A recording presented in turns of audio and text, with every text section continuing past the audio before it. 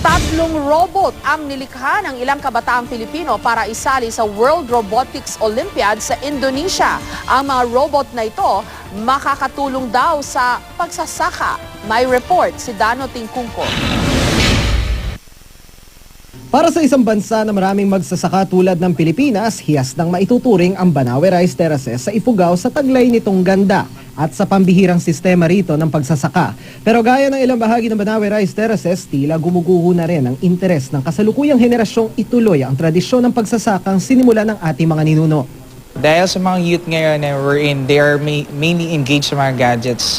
So parang nawawalan sila ng interest na magtanim or dun sa mga usual activities na pinamana pa ng mga ancestors nila.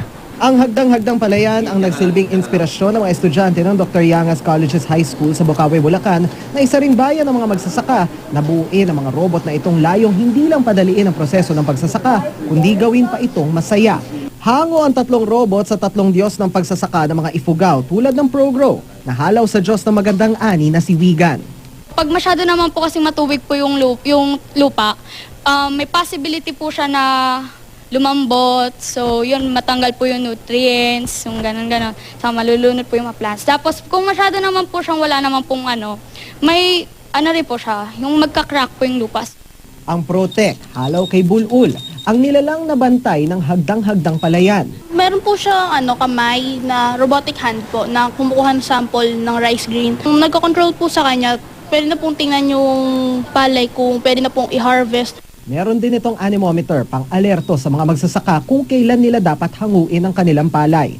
Sabi po ng DOST, Pag-asa po, pag naka-reach po yun dun sa Banawe ng 60 kilometers per hour na wind po, pwede po yun makasira sa mga crops na tsaka mga palay. Kaya po naglagay po kami ng anemometer sa kanya.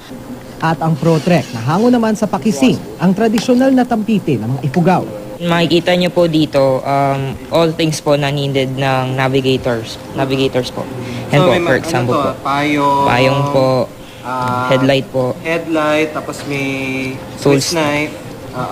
then compass din po. Then meron din po tayong mapa.